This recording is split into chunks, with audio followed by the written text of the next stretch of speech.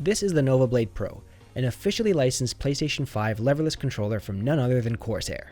There are a ton of leverless controllers on the market right now, and with a new one coming in, you might be wondering, should I pick this up? And I hope to answer that question in this review. I'm going to go over the basic features, everything you need to know, what I liked about it, what I didn't like about it, and whether or not you should buy it. And of course, I'd like to say a big thank you to Corsair for sending me this controller for review. So let's start with a quick unboxing. We can see that it comes with a USB-C cable. Here's the controller itself, nice sleek aluminum finish design, felt good in my hands, and then of course there's also a USB adapter inside the box.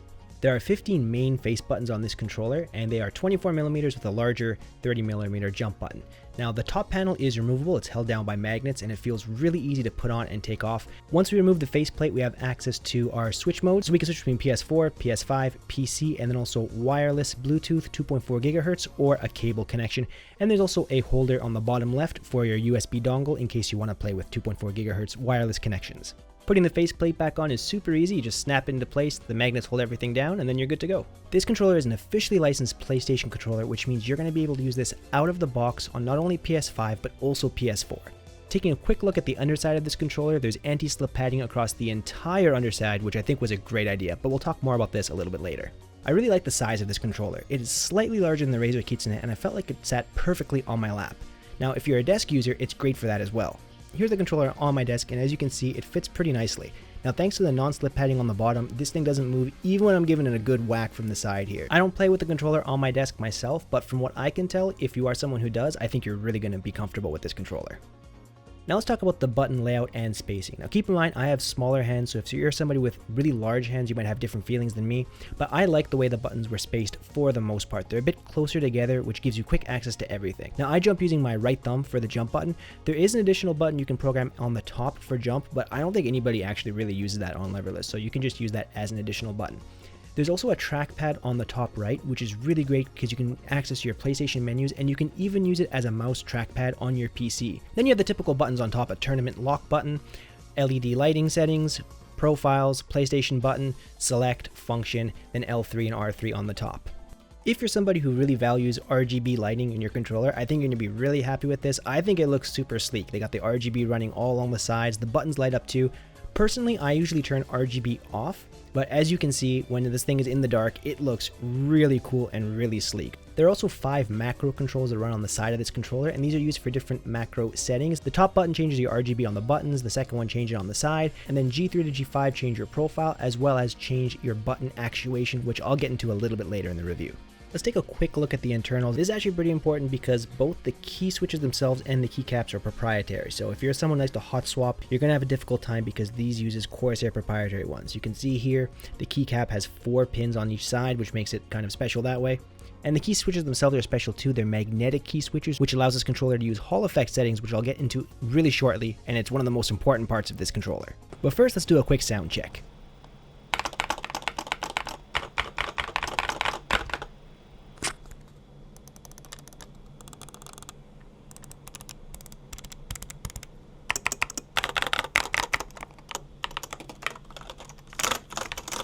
And now I want to talk about one of the main features of this controller, and it's the adjustable actuation on your buttons. So as you can see here on the right, I have all these different macros, right? I have it on my lap right now. If you push this G5 macro right here, you're going to be able to switch the actuation on your controller. As you can see, this white lighting is kind of getting larger. The more lighting there is, the further travel distance you need for your button to actually register. So I'm going to set it on the full travel distance here, and as you can see, I'm going to show you in game here. I have to kind of push this button quite a bit before it actually registers. This is your travel distance. So here I'm moving Akuma back and forth. As you can see, I'm actually like the forward button is moving quite a bit before it actually triggers and before Akuma actually starts walking here. But then if I push it again and I set it to a smaller travel distance, something like 0.4 millimeters, now all I have to do is kind of like lightly feather the button, and even with very little actual travel distance, you can see that the button registers. I'm not moving very much. Now this is a great feature if you're somebody who likes buttons with further travel distance or somebody who likes very small travel distance with their button and wants to be able to adjust it manually.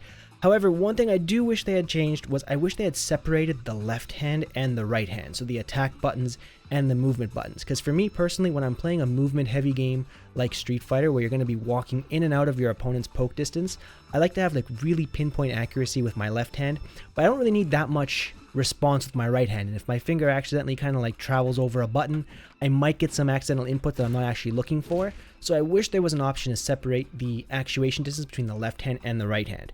But it does feel really good once you find a actuation setting that you're comfortable with. Now the next thing I want to talk about is the rapid trigger system. So if I push this button here, G4, it's a macro, and as you can see, the buttons flash red. Now this sets everything to rapid. So basically that means you're going to be able to push your button with as little travel as possible, and as soon as your finger comes up off of the keycap, like as soon as the keycap starts to move up, your button's going to stop registering. This is the smallest amount of button travel possible to get inputs and to take your inputs out. And I think this feels really good for movement heavy games such as like Street Fighter 6 right here. So if you're playing somebody like Akuma and you're trying to play footsies, you make your opponent block something, you walk in, you walk out, it's really easy to change your movement in very minute, minuscule forward and back ways. And I don't have to like move my fingers like this. I can just kind of hover over, you move my wrist a little bit and get this really pinpoint, really accurate kind of movement going, like walk back, walk forward. Like look at this is crazy. I can like pinpoint shuffle across the stage. This is kind of using some SOCD tricks, pinpoint accuracy with your movement, and even doing some harder things like level 1 cancels from lights, which is kind of a sticking point for some leverless controllers. Pretty easy on this controller. I don't have any issues with these kind of like low actuation. I get this pretty much 100% conversion rate. Feels really good to do. Even things like super cancels from like things like Shoryukens and stuff. No problem whatsoever. Even in combos, I'm just kind of doing it live on the fly here. Feels really good. Now, one extra thing I want to talk about is the actual loudness of this controller. As you can tell, I'm someone who kind of like likes to slap their buttons a bit. But if you're somebody who really needs like absolutely like silent buttons, this might not be for you because this thing actually gets pretty loud. Now, I found that you can actually reduce the noise by putting an O-ring underneath the keycap. So if you can't deal with any kind of loudness, you're either going to need to like learn how to push your buttons a little bit softer. So I can try to do the same combo but with less noise. So definitely possible to play less noisy, but you're gonna have to change the way you play, and some people might not like that. So if you need a super silent controller, you might not like the way this is. Another thing I want to talk about is the button spacing. For me personally, I wish that these two buttons were a little bit closer together. I use this for DI, and in Street Fighter 6, I would prefer to have the DI button closer because I jump with my right thumb. I don't jump with my left thumb. Now I know I could probably put DI here on this bottom left button, but it's just something I'm not used to yet. If I spent more time with this controller, I'd probably just put DI here so I always have access to it. But with my current setup that I'm used to, my thumb has to travel all the way from here to do a DI, and that could be the difference between winning or losing sometimes in a match. Again, this is kind of a me issue, but if you're somebody who likes to put DI or parry here in Street Fighter 6, this distance here, especially if you're someone like me with smaller hands, might be a little bit uncomfortable. I would have preferred if it was closer together, but if you have big hands, I think it'll feel really, really good. Everything else feels really great. So I do like the way this controller feels. I do like the overall movement options and the sensitivity of these buttons. These are probably my favorite buttons in terms of sensitivity. I feel like I have the least input errors on this controller with this low actuation setting. I'm very comfortable with it. It will take some time to get used to if you're not used to using low actuation, but then again, if you like more further button distance, you can just set that on your controller and have a bit of a longer throw and you'll feel really comfortable with that. But again, like I said, I personally don't like that. Alright, so the last feature I want to talk about, which I think is actually pretty important for the average player, is the wireless connectivity. I'm going to be talking only about the 2.4 gigahertz wireless connectivity. I didn't choose Bluetooth because Bluetooth is always going to be a little bit laggy, and I want to do the good one, which is 2.4 gigahertz. Now you will need to attach the dongle for this. Just so you know that I'm not lying, look, no cable, I'm not plugged in, I'm moving my controller, I'm on 2.4 gigahertz wireless, plugged into my PC right now. Now I'm sure a lot of you are wondering, can I play with this controller wirelessly? Is it good? So I'm gonna do this hard gal combo. These are all like 3-frame links for these booms. No movie magic, no editing. there you go, wireless. I was able to do the boom loop. That's considered to be a more difficult combo in this game. Street Fighter 6 isn't known for the hardest combos in the world, but if I can do that live while talking, recording a video, I'm sure you guys can do it in your room after doing some practice on wireless. So no issues with wireless whatsoever for me. I also tested this with Brian's Taunt Jet Upper and Kazuya's Perfect Electric Wind Godfist in Tekken. I think the 2.4 gigahertz wireless on this controller is fantastic. So if you're someone who sits really far away from your screen, or if you sit really far away from a TV, don't worry, because this wireless connectivity is great. Another feature I really like about this controller is how easy it is to remap your buttons. So with this controller, you can only remap the 3 additional buttons. That's G6, G7, and G8. So right now for me, this button here is doing nothing. And this button here, G7, this is my DI. So let's say I wanted to change G7 and make G6 my DI button instead. So right now I have DI programmed to L3. And remember, when you're remapping these buttons, you're not creating a duplicate, you're actually swapping which button controls which. So now the L3 button doesn't work because it's programmed to the G7 button here. So all I have to do is hold down the profile button for 2 seconds. It's going to flash. I'm going to push the button I want to use, which is G6. I'm going to push the button I want to replace it with, L3. It's going to flash red. I hold this down for 2 seconds. There we go. Now if I push this, now I get DI here. Really quick, really easy, and now this does nothing. If I want to switch back, again, hold this for 2 seconds. Push the button I want to map, G7. Push the button I want to map it to, L3. It's going to flash red. Hold down the profile button, and now once it resets, this is my DI again. So really easy to switch your settings on the fly, and I think this makes it really good because especially if you're at a tournament and something goes wrong and you have to switch your buttons really quickly, you can do that. And even if you're at home, if you don't want to spend too much time remapping, you know, it's really easy. You don't have to open up menus. You just hold the button down for 2 seconds, push what you want to make it, hit the button again, and you're good to go. Alright, now the last thing we have to talk about is, should you buy this controller? And we can't talk about this unless we talk about the price. Right now, at the time of this video, this controller is $250 American, which is on the more expensive side. Now, I know a lot of you are going to be saying, why would you spend that much money when you can just get one of these cheaper leverless controllers for somewhere like AliExpress that are significantly less, like under $100? Now, while those controllers aren't bad, you're not really comparing apples with apples there, because those controllers don't have Hall effect switches, they don't have high quality wireless connectivity, and they also don't have PlayStation 5 compatibility out of the box. You're going to need an adapter for those.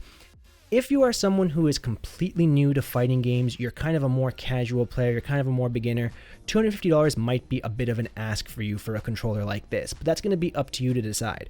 However, I will say I do think this controller offers something new that other controllers don't, and that's the Hall effect adjustable actuation on the buttons, which I think for more experienced players and someone who is more into fighting games, someone who plays seriously, it's a huge deal. There are only about 2 other brands that have Hall effect switches, and they're both kind of pricier controllers. You have to compare this controller to other controllers that also offer Hall effect, and I think it falls in the decent price range for those kind of controllers. Now, if that's not important to you and you don't need to have adjustable actuation and things like that, then you're gonna have to think about if $250 is worth it for you. But having the PlayStation compatibility out of the box, the great wireless features, also the build quality is fantastic. This thing's built like a tank.